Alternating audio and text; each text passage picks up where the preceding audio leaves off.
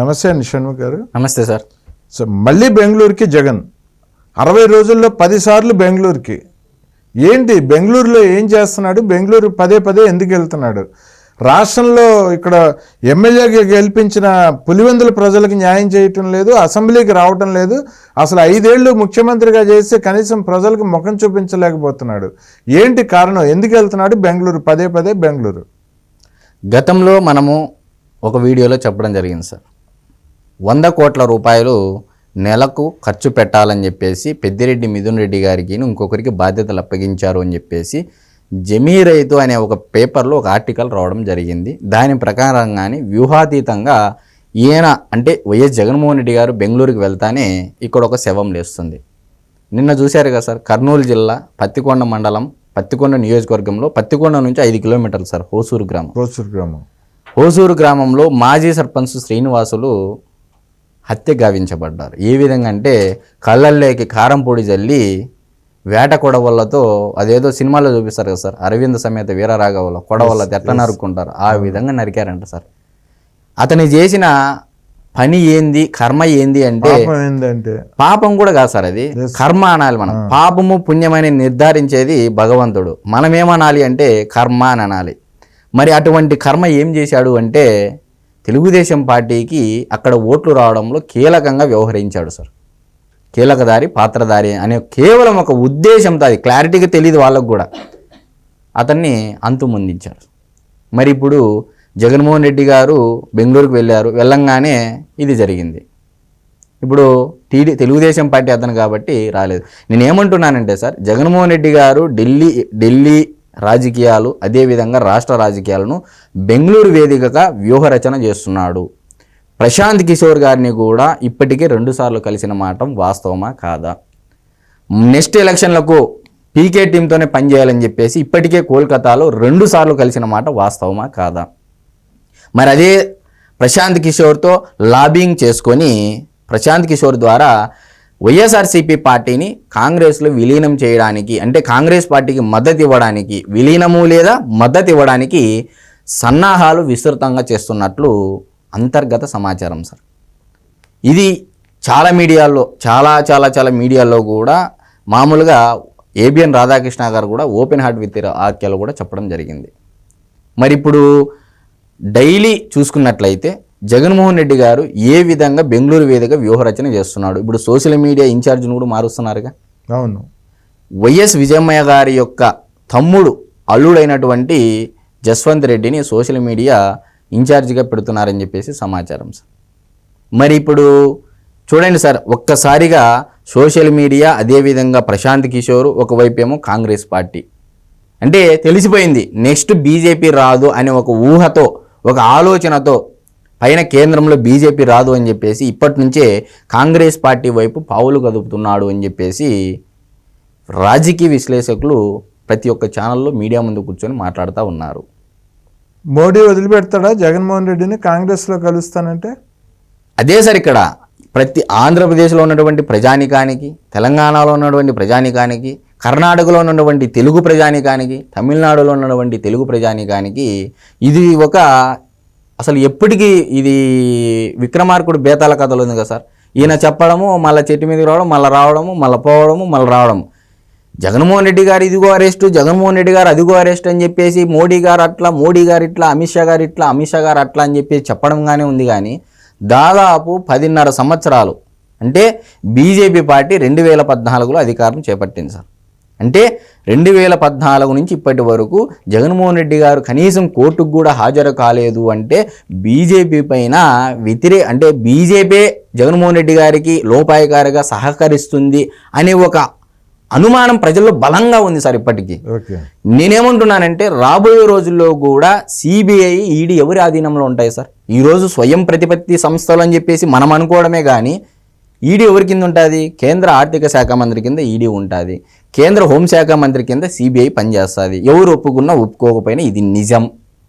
Home minister ఏం చెప్తే CBI chief అలానే చేస్తాడని చెప్పేసి మనమే ఓకే సిబిఐ అట్లా, సిబిఐ ఇట్లా, ఈడీ అట్లా, ఈడీ ఇట్లా అని చెప్పేసి మనం ఎన్నైనా వివరణలు ఇవ్వచ్చు, విశ్లేషణలు చేయొచ్చు. కానీ అల్టిమేట్గా జరిగేది ఏంది సార్? హోమ్ మినిస్టర్ ఏం చెప్పినా, ఆర్థిక శాఖ మంత్రి ఏం చెప్పినా అదే జరుగుతుంది ఆ శాఖల కింద. మరి ఈడీ అటాచ్ చేసింది 43,500 కోట్ల రూపాయల ఆస్తులు జప్తు చేసింది. ఏమైందంటే ఏమీ లేదు దాంట్లో. ఇప్పుడు చూడు, నిన్న కూడా జడ్జిని మార్చారు కదా సార్, సంజయ్ ఖన్నా. ఆయన కూడా జగన్ కేసుల నుంచి తప్పుకున్నారుగా. ఏంటి సార్, వ్యవస్థల మీద రోజు రోజుకు ఉన్నోడుకో న్యాయం లేనోడుకో న్యాయం అని చెప్పేసి నమ్మకం సన్నగిల్లుతా ఉంది ప్రజలకు. న్యాయస్థానాల మీద రోజు రోజుకు నమ్మకం అనేది సన్నగిలుతా ఉంది సార్. ఈరోజు 10.5 సంవత్సరాలంటే ఒక డెకేడ్ ఒక వ్యక్తి ఇన్ని ఆర్థిక నేరాలు చేసిన తర్వాత కూడా బయట హ్యాపీగా విదేశాలకు వెళ్తున్నాడు, హ్యాపీగా తిరిగేసి వస్తున్నాడు, అన్నీ చేస్తూ ఉన్నారు అంటే అప్పుడు ప్రజలకు కూడా ఒక అభిప్రాయం ఏర్పడతా ఉంది. ఏమంటే మనం కూడా దోపిడీలు చేద్దాము, మనం కూడా దొంగతనాలు అవినీతి చేద్దాము, చేసి మనం బెయిల్ మీద తిరుగుదాము. అంతే, జగన్ కేసును డిఫరెన్స్గా పెట్టుకుంటాం. ఈరోజు ఢిల్లీ లిక్కర్ స్కాములు కేవలం 100 కోట్ల స్కాములు కల్వకుంట్ల కవిత గారిని ఇప్పటికీ బెయిల్ మీద రావట్లేదు సార్. ఆమె కేవలం 100 కోట్ల స్కాము. మరి కవిత గారిని ఆగమేఘాల మీద అరెస్ట్ చేసినటువంటి కేంద్ర ప్రభుత్వము అంటే వ్యవస్థ జగన్మోహన్ రెడ్డి గారి విషయంలో ఎందుకు వెనకడుగు వేస్తూ ఉంది, ఎక్కడ ఇది లోపం జరుగుతూ ఉంది అని ప్రజల్లో కూడా ఒక బలమైన అనుమానం ఏర్పడతా ఉంది. మరి దీన్ని నివృత్తి చేయాల్సిన బాధ్యత ఎవరి మీద ఉంటుంది సార్? అధికారంలో ఉన్నది ఎవరు పైన? కేంద్రంలో ఎన్డీఏ సర్కారు. మరి ఎన్డీఏ సర్కారు దీనిపైన శ్రద్ధ చూపిస్తారా, లేదా 2014, 2019లో మాదిరిగానే దీన్ని ఈ 5 ఏళ్ళు కొనసాగిస్తారా? ఒకవైపు ఏమో షర్మిలా గారు స్టేట్మెంట్ ఇస్తూ ఉన్నారు, బీజేపీ ప్రభుత్వంతో అక్రమ సంబంధం పెట్టుకున్నాడు అని చెప్పేసి వైఎస్ షర్మిలా గారు ఆరోపణలు చేస్తూ ఉన్నారు. సొంత చెల్లెలు సార్. ఇప్పుడు ఆమె ఒకవైపు ఏపీ పీసీసీ చీఫ్ అంటే ఆమెకు సమాచారం లేకుండా అయితే ఏం మాట్లాడదు కదా. మరి అటువంటి వ్యక్తి కూడా ఒకవైపు బీజేపీతో అక్రమ సంబంధం చేస్తూ ఉన్నాడు, ఎలా అరెస్ట్ చేస్తుంది బీజేపీ పార్టీ కూడా ఆమె ఆరోపణలు చేస్తూ ఉంది. ఒకవైపు ఏమో టీడీపీ ప్రభుత్వం కూడా చర్యలు తీసుకోవాలి అని చెప్పేసి వాళ్ళు కూడా కేసులు రీలోడింగ్ చేస్తున్నారు. ఒకవైపు ఏమో పవన్ కళ్యాణ్ గారు కూడా మేము చర్యలు తీసుకుంటామని చెప్పేసి నిన్న కూడా స్వాతంత్ర దినోత్సవ వేడుకల్లో ధన ప్రాణ మాన నష్టాలు ఏది నష్టం జరిగినా కూడా రాష్ట్రంలో లాండ్ ఆర్డర్ స్ట్రిక్ట్గా మెయింటైన్ చేస్తామని కూడా నిన్న స్పష్టంగా చెప్పడం జరిగింది. చెప్పడమేనా, యాక్షన్లు దిగడం ఏమైనా ఉందని చెప్పేసి ప్రజల్లో కూడా ఒక ఆలోచన, అనుమానము ఇవి బలంగా ఏర్పడ్డాయి సార్. మరి ఈ 5 ఏళ్లలో జగన్మోహన్ రెడ్డి గారిని వీళ్ళు అరెస్ట్ చేస్తారా లేదా అనేది ఇది ఒక 9వ రహస్యమో 10వ రహస్యం కింద మనం భావించాల్సి ఉంటుంది. 9వ వింతో 10వ వింత లాగా అయిపోయింది సార్. దాదాపు 2014 నుంచి 10.5 సంవత్సరాల పాటు విచ్చలవిడిగా బయట తిరుగుతున్నాడు సార్ జగన్మోహన్ రెడ్డి గారు. ఏం చెప్పాలి? నిన్న ఒక ఫోటో బాగా వైరల్గా నడిచింది సోషల్ మీడియాలో. జగన్మోహన్ రెడ్డి ఆయన భార్య సామాన్యుల్లాగా పబ్లిక్తో కలిసి ఫ్లైట్లో ప్రయాణం చేశారు బెంగళూరు వరకు. జగన్మోహన్ రెడ్డి ప్రజలకు అతి చేరువలో ఉంటాడు, అతి సామాన్యుడు అని చెప్పి Paytm batch, YSRCP Paytm batch విపరీతంగా జాకీలు వేసుకుంటున్నారు జగన్మోహన్ రెడ్డికి. సరే సార్, వాళ్ళన్న విధంగానే సామాన్యులకు విధంగా ప్రయాణిస్తున్నాడు అంటున్నాడు. బెంగళూరు వేదికగా యలంక ప్యాలెస్ దగ్గర ఇదే వైఎస్ఆర్సీపీ పార్టీ కార్యకర్తలే కదా సార్ ధర్నా చేసి నిన్ను నమ్ముకొని నాశనమయ్యాం బయటికి రావాయా అని చెప్పానండి. ఎవరు? సామాన్య ప్రజానికమా? వైఎస్ఆర్సీపీ పార్టీ కార్యకర్తలు సార్. మరి ఇదే తాడేపల్లి దగ్గర కూడా ధర్నా చేశారు. పులివెందులకు వెళితే పులివెందుల్లో కూడా పులివెందుల వైఎస్ఆర్సీపీ పార్టీ కార్యకర్తలు ధర్నా చేశారు. బిల్లులు ఇవ్వట్లేదు, మమ్మల్ని నిండా ముంచేశారు అని చెప్పేసి. సామాన్యులకు అందుబాటులో లేదు సార్. ఆయన ఎక్కడ తిరిగితే మనకి ఎందుకు సార్? ఆయన అధికారంలో ఉన్నప్పుడు 2 కిలోమీటర్ల దూరానికి కూడా హెలికాప్టర్ వేసుకున్న మాట అయితే అదేమన్నా అబద్ధమా సార్? నేను చెప్పే సొంత కవిత్వమా? కాదు కదా. పేపర్లో చూసాము, మీడియాలో చూసాము, టీవీలో చూసాము. హెలికాప్టర్లో యాడో విజయనగరంలోనూ అక్కడ పోలవరం దగ్గర వరదలు వస్తే వరదల్లో ఆడ పొలాల్లో రెడ్ మ్యాట్లు వేశారు సార్. గ్రీన్ మ్యాట్లు, రెడ్ మ్యాట్లు.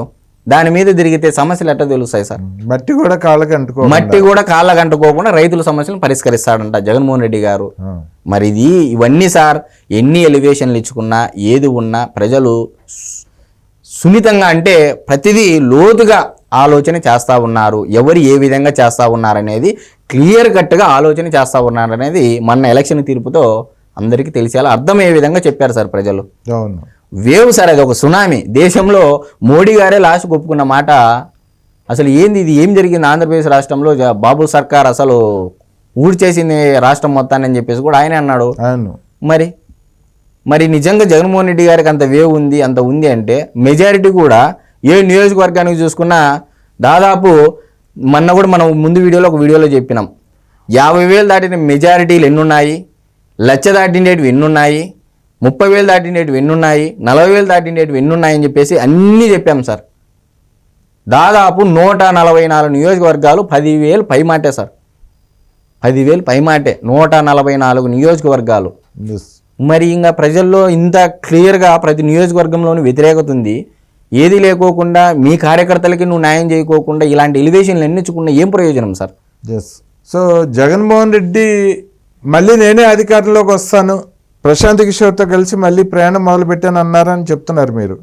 అసలు అవకాశం ఉందా, ఆస్కారం ఉందా జగన్మోహన్ రెడ్డిని మళ్ళీ తీసుకోవడానికి ప్రజలు? ఇప్పుడు షర్మిలా గారి కంటే నేనే గొప్పని కాదు కదా సార్. అవును. ఏపీ పిసిసి చీఫ్ షర్మిలా గారు క్లియర్ కట్గా చెప్పారు. ఏమని చెప్పారు? దేనికి వస్తాడు జగన్ అన్న, ఇంకా మళ్ళా వస్తాను నేనే అంటారా అంటే ఎట్లా వస్తాడు, ఏ విధంగా వస్తాడు? రాష్ట్రానికి 10 లక్షల కోట్లు అప్పు చేసినందుకు వస్తాడా మళ్ళా? లేకపోతే రైతన్నలను నిండా ముంచినందుకు వస్తాడా? రాయలసీమ బిడ్డ, మన బిడ్డ, ముద్దు బిడ్డ జగనన్న అన్నందుకు కనీసం ఒక రాయలసీమలో ఒక ప్రాజెక్టు పూర్తి చేయనందుకు వస్తాడా? లేకపోతే రాయలసీమ ఇప్పుడు తుంగభద్ర నుంచి నీళ్లు రావాల్సిన గేట్లు కొట్టుకొని పోతున్నాయి సార్, కనీసం దాని మరమ్మతులు గ్రీజు పోయలేనటువంటి జగనన్న మళ్ళా వస్తాడా అని చెప్పేసి ఇవి నేను చెప్పే మాటలు కాదు సార్. షర్మిలా గారే మీడియా ముందు చెప్పిన మాటలు ఇవి. మరి షర్మిలా గారికి అంత క్లియర్ కట్గా తెలుసు మా అన్న వస్తాడా రాడా అధికారం లేకని. మరి షర్మిలా గారి మాటలే నేను కూడా చెప్తా ఉన్నాను సార్. నిన్న అదే షర్మిల గారు లోకేష్ గారికి ఎదురుపడినప్పుడు ఇద్దరు నమస్కారాలు చెప్పుకున్నారు. లోకేష్ గారు బాగున్నావా అమ్మాయి, ఎలా ఉన్నారని చెప్పి ప్రశ్నించారు. చాలా బాగున్నానన్నా, మీరు ఎలా ఉన్నారన్నా అని చెప్పి షర్మిల గారు మాట్లాడారు. అన్నా చెల్లెళ్ళ అనుబంధం నిన్న కనిపించింది. షర్మిల మనసులో చాలా బాధపడ్డారంట, నాకు ఇటువంటి అన్న ఉంటే ఎంత బాగుండేది అని. లోకేష్ గారిని చూసుకోండి సార్. దీనికంటే ముందు లోకేష్ గారు షర్మిల గారి జరిగిన సన్నివేశం కంటే ముందు దేశ రాజకీయాల్లో జరిగినటువంటి ఒక సన్నివేశం గురించి మాట్లాడదాం. చెప్పండి. గతంలో రాజీవ్ గాంధీ గారు, వాజ్పేయి గారు ఉన్నప్పుడు రాజీవ్ గాంధీ గారు ఏదో విదేశాలకు, అప్పుడు అధికారంలో రాజీవ్ గాంధీ గారు ఉన్నారు సార్. రాజకీయం రాజకీయమే, మనుషులు మనుషులే, వ్యక్తిగత సంబంధాలు వ్యక్తిగత సంబంధాలే. ఇది నేను చెప్పేది కాదు. కూడా ఉంది కదా అందులో, ఉంది సార్. వాజ్పేయి గారు మహానుభావుడే, రాజీవ్ గాంధీ గారు మహానుభావులే, ఇద్దరు మహానుభావులే. ఎందుకంటే ప్రధానమంత్రులుగా చేసినటువంటి వ్యక్తులు, ఎవరికి వారే సంస్కరణలు తెచ్చారు దేశంలో. మరి అటువంటి వ్యక్తులు వాళ్ళిద్దరు ఎలా సన్నిహితంగా ఉండేవారు, ఒక మామూలుగా ఒక ఎగ్జాంపుల్గా చెప్తాను సార్. రాజీవ్ గాంధీ గారు విదేశాలకు వెళ్ళినప్పుడు వాజ్పేయి గారు ఎలాంటి నిరాడంబరుడు అనేది అందరికీ తెలిసిన మాటే. అంతటి స్థాయిలో ఉన్నా కూడా చిన్న ఇంట్లో చేసుకొని తను ఉండేటువంటి వ్యక్తి వాజ్పేయి గారు సార్. అలాంటి వ్యక్తిని ఏదో వ్యాధితో బాధపడుతున్నాడు అనేది రాజీవ్ గాంధీ గారు తెలుసుకొని స్వయంగా తన డబ్బుతో, రాజీవ్ గాంధీ గారు తన డబ్బుతోనే వాజ్పేయి గారిని విదేశాలకు తీసుకొని వెళ్ళడం జరిగింది సార్. ట్రీట్మెంట్ ఇవ్వడం కూడా జరిగింది. అంటే నేను ఏమంటున్నానంటే సార్, రాజకీయాల పట్ల ఆ పార్టీలో ఉన్నంత మాత్రాన్ని ఇతను ద్వేషించాల్సిన అవసరం లేదు, ఈ పార్టీలో ఉన్నంత మాత్రాన అతను ద్వేషించాల్సిన అవసరం లేదు. ఇతను తీసుకున్నటువంటి నిర్ణయాలను ప్రజలకు క్షుణ్ణంగా తెలియజెప్పాల్సిన బాధ్యత ఈ ప్రభుత్వాన్ని. ఇట్లా అంటే రాజకీయాల పట్లే, విధి విధాన నిర్ణయాల పట్లే మాత్రమే ఆరోపణలు ఉండాలి కానీ వ్యక్తిగత ఆరోపణలు ఉండకూడదు. నిన్నటి నిదర్శనం కూడా అదే కదా సార్. లోకేష్ గారు, షర్మిల గారు తెలుగుదేశం పార్టీకి బద్ద వ్యతిరేకి కాంగ్రెస్ పార్టీ. అది ఎవరు ఒప్పుకున్నా ఒప్పుకోకపోయినా ఉన్నది అదే కదా సార్. తెలుగుదేశం పార్టీ ఏర్పడిందంటేనే కాంగ్రెస్ పార్టీ మీద వ్యతిరేకతతోనే పుట్టింది. దేని మీద పుట్టింది? ఆత్మగౌరవం దెబ్బతినింది. ఆ రోజుల్లో ఆత్మగౌరవం మీద నిలబడినటువంటి తెలుగు జాతి ఆత్మగౌరవం కోసం పుట్టినటువంటి పార్టీ తెలుగుదేశం పార్టీ. మరి అటువంటి పార్టీకి ఈరోజు ఏపీ పిసిసి చీఫ్గా ఉన్నటువంటి షర్మిల గారు కొత్త నాందికి, అంటే కొంత పంతానికి శ్రీకారం చుట్టినట్టే కదా సార్. అయ్యా, ఏ పార్టీకి ఏ అధ్యక్షులు అయినప్పటికీ మనము వ్యక్తిగతంగా కనపడ్డప్పుడు హుందాగా రాజకీయాలు ఉండాలి. నమస్కారానికి ప్రతి నమస్కారము. బాగున్నారా? ఎంత బాగుంది సార్ చూడ్డానికి. నిత్యము జగన్మోహన్ రెడ్డి గారి మాదిరి బూతులు తిడతా ప్రజల్ని, ఏ కులాన్ని ఆ కులాన్ని పెట్టి తిట్టించుకుంటా ఉంటా. ఈ విధంగా చేయడం వల్ల ప్రజల్లో విద్వేషము, ద్వేషము రగిలించడమే తప్ప ఏమన్నా ఉపయోగం ఉందా సార్? ఈరోజు షర్మిల గారు, లోకేష్ గారు మాట్లాడుకున్నటువంటి సంభాషణ ఏదైతే ఉందో దాని పట్ల ఏమొస్తుంది? రాజకీయాల పట్ల కొంత ఆకర్షులు అవుతారు. రాజకీయాల్లోకి కూడా యువత రావాలని ఒక ఆలోచన వస్తుంది. ఓకే, వీరు ఉంటే, నారా లోకేష్ గారు, షర్మిల గారు రాజకీయాల్లో ఉంటే ప్రతిపక్ష పార్టీలు అంటే ఆ బద్ద వ్యతిరేకుల పార్టీ వాళ్ళైనా పలకరించుకుంటున్నారు, ఎంత హుందాగా ఉన్నారు, ఎంత బాగుంది, అన్నా చెల్లెళ్ళ బంధం అని చెప్పేసి కూడా ప్రజలంతా అనుకుంటా ఉన్నారు సార్. మా సొంత అన్న అయినటువంటి జగన్మోహన్ రెడ్డి గారు కూడా నన్ను ఇలా ఏ రోజు కూడా పలకరించలేదు. కనపడంగానే నమస్కారం చేతులెత్తి లోకేష్ అన్న గారు అయితేనేమి, షర్మిల గారు కూడా ప్రతి నమస్కారంగా బాగున్నారన్న అని చెప్పి అడగడం కానీ ఎంత బాగుంటుంది సార్. షర్మిల గారు అనుకున్నారంటే కూడా లోకేష్ లాంటి అన్న నాకు ఉంటే ఎంత బాగుంటుంది. ఖచ్చితంగా అనుకుంటారు సార్. ఎందుకు అనుకోరు? కువైట్లో ఉన్నటువంటి ఏదో ఒక మహిళ సమస్య ఉంది అని చెప్తేనే వీడియోల రూపంలో అన్న అని చెప్పేసి అంటానే ఎంబడే జరిగిపోతా ఉంది. జరిగిపోతా ఉంది. షర్మిల గారికి కూడా అభయం ఏదో అడిగారంట, వివేకానంద రెడ్డి గారి కేసు తేల్చండి అన్న అని చెప్పేసి అడిగారంట. ఆల్రెడీ దానికి స్టార్ట్ అయింది లేండమ్మా, మీరేం తొందరపడద్దండి, చర్యలు ఉంటాయని చెప్పి చెప్పడం జరిగింది. Yes. మరి ఇంకా చెల్లెలకు వచ్చినటువంటి సమస్య తీర్చేటువంటి బాధ్యత లోకేష్ అన్న గారు తీసుకున్నారు కాబట్టి లోకేష్ అన్నే అన్న అవుతాడని షర్మిల గారు కూడా భావించారు. ఎస్, చాలా అద్భుతంగా ఉందండి. నిన్న చూసిన సీన్ అయితే చూడముచ్చటగా ఉంది. చూడటానికి చాలా అద్భుతమైన సీన్ నిన్న చూడగలిగాము. మళ్ళీ ఇటువంటి విషయాలు వచ్చినప్పుడల్లా మళ్ళీ మనం మాట్లాడుకుందామండి. థ్యాంక్ యూ అండి. నమస్తే.